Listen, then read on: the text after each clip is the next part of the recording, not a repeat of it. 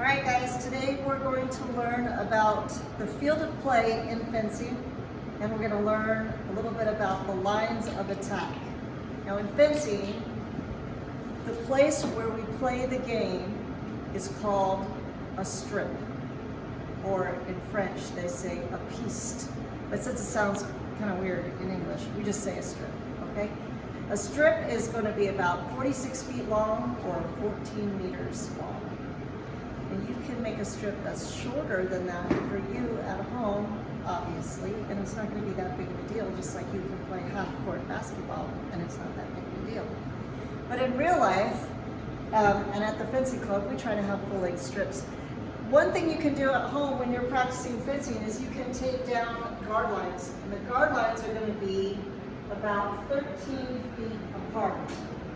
Guard line distance is really important because that's how far, that's like your start. So if you know about how far you have to go to get to your opponent, that's helpful. We'll talk about that more later.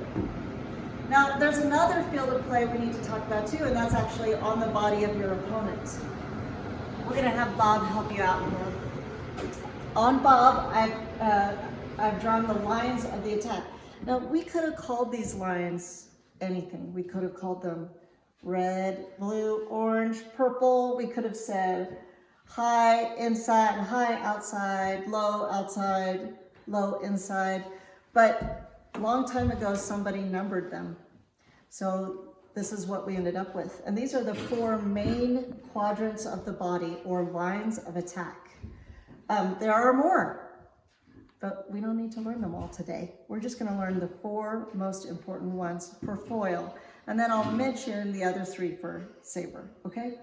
So, but this diagram that I've done right here, this is like the middle of the foil right here. So if Bob was holding a foil, kind of like that, so I'm Bob, okay? So this represents the foil, and then this represents us splitting the body up into four parts. So this is the four line over here, like I mentioned, high inside of the weapon. So if I'm holding my weapon, it's going to be inside that line. This is the 6, it's going to be the high outside line. If you'll come over here, you can see the 8 down here. That's the low outside line, and then 7, which is the low inside line. And like I said, these are just numbers for reference, so that when your coach says, go to the 4 or disengage from the 4 to the 6, you immediately know what they're talking about, okay?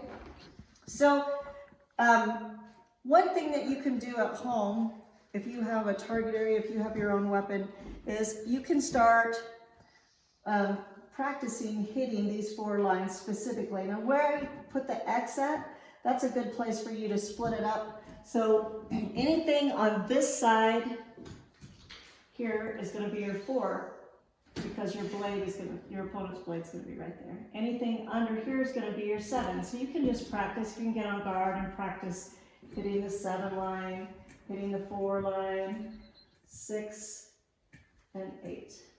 Okay? All right, now, how to parry.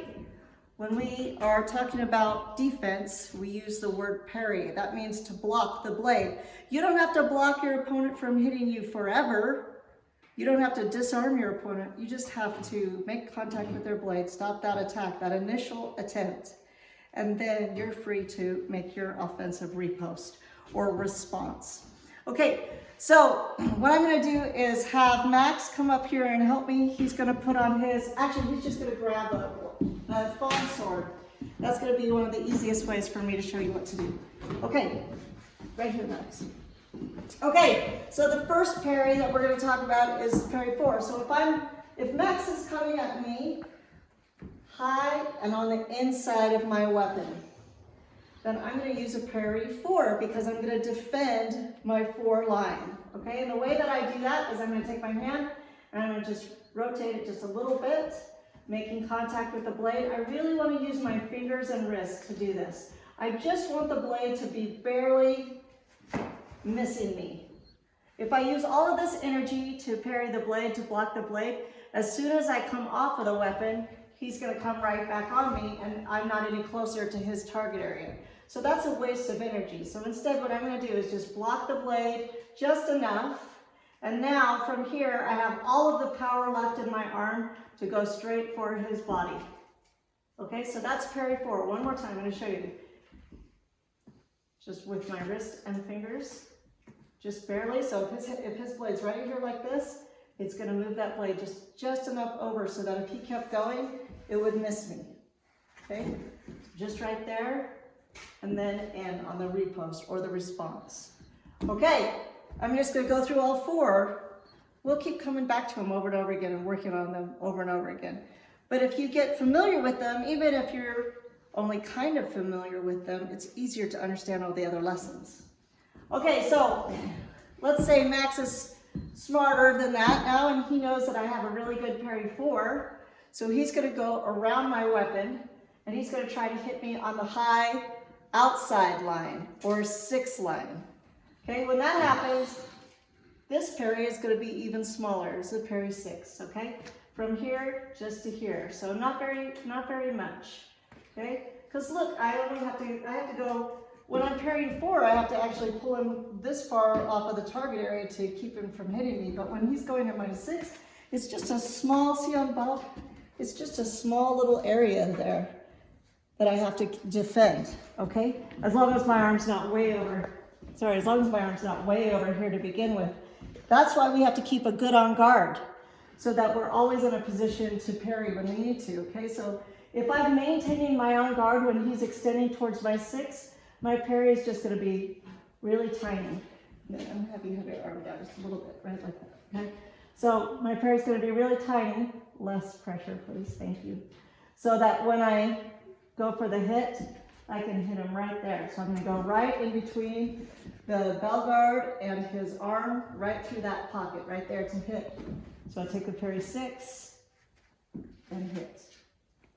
All right, now let's say that he's even smarter than that now. He's gonna start to come underneath my hand, underneath my bell guard right here.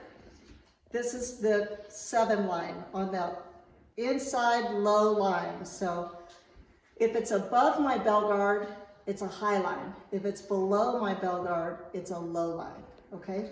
So Max is extending there, hoping to come up underneath my arm. And if I'm not a very experienced fencer, this is a good strategy for him. Most people love high lines. High line parries come really natural. Okay, dropping the point is not as natural. It feels like you're really exposing yourself. But if the threat is coming from underneath your bell guard, that's what you're gonna have to do, okay? So in order to parry this, I'm gonna drop my point below my bell guard. I'm gonna keep my hand up, my thumb up like this. I'm not gonna turn my hand over, I'm gonna keep it up, okay? So I'm gonna drop my point, make contact, and just like I did when I was taking my parry 4 up here, I'm not gonna go too far, just far enough that I can capture his blade and have control of it. I really wanna feel that control. And then when it's time to hit, I'll extend right there and go. Okay, and then the last line is gonna be underneath on the low outside line. This is probably one of the smallest targets because there's just not that much of it showing. My arm prevents that target from being very big unless I do this, and then I don't have anything but low outside line, okay?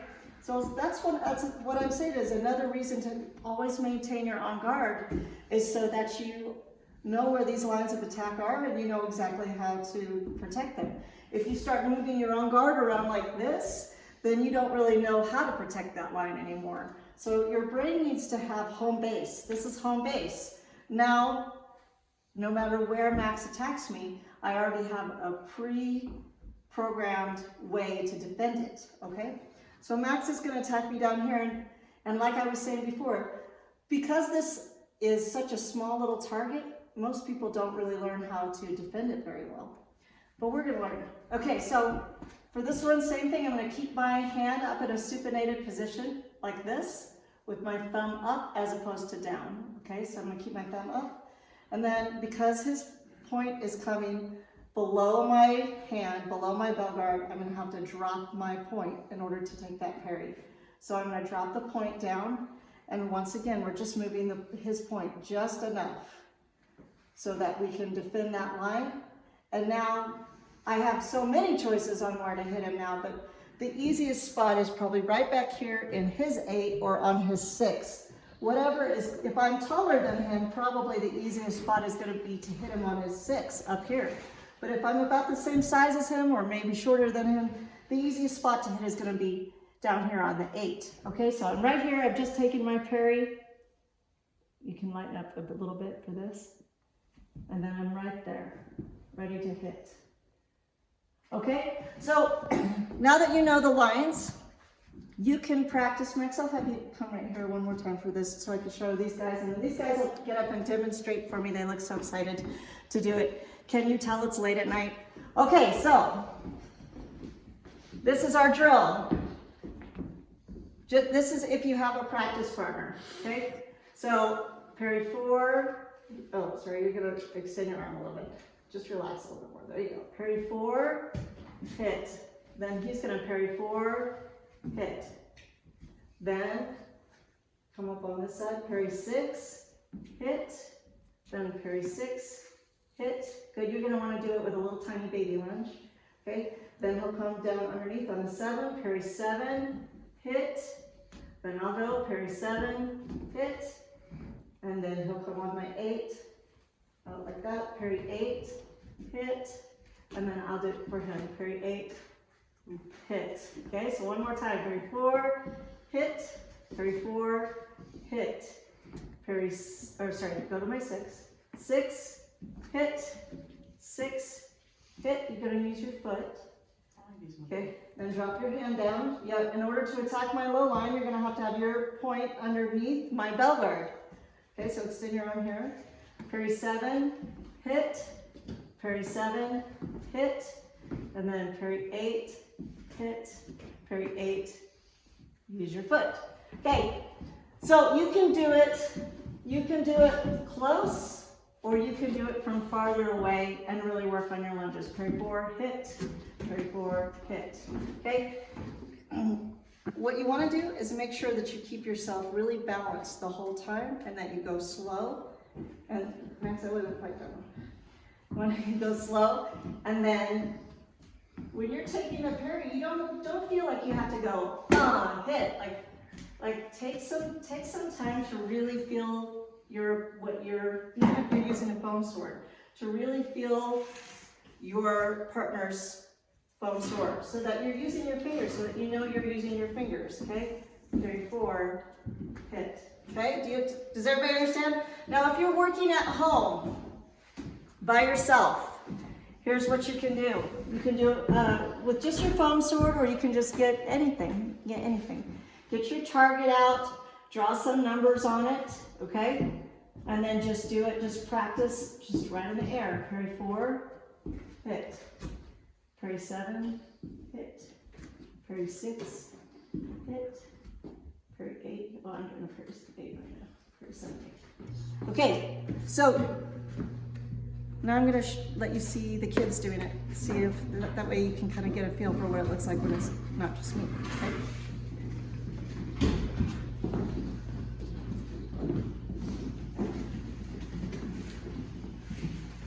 All right, you guys gonna try it over here? Okay, you can go.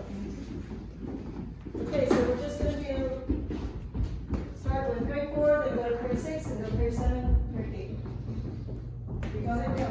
Talk to each other. Okay, I'm gonna go 4. We're not gonna smack each other, we're gonna just lightly touch. There you go, that's perfect. Good, lightly touch. Yeah, good. Use your wrist and fingers. Use your wrist and fingers more. Good, that's nice. One thing that I want you to try to avoid is doing it like this, using your whole arm. That's what I want you to work on the most. Don't use your whole arm. Use your wrist and your fingers to take that parry. Keep your arm nice and bent while you're taking the parry. Hold your extension for when it's time to hit. You need all of that for the hit. If you use your whole arm for the parry, you don't have any surprise left.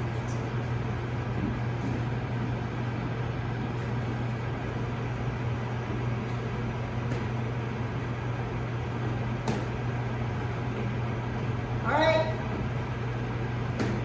Text me, email me, let me know if you have questions.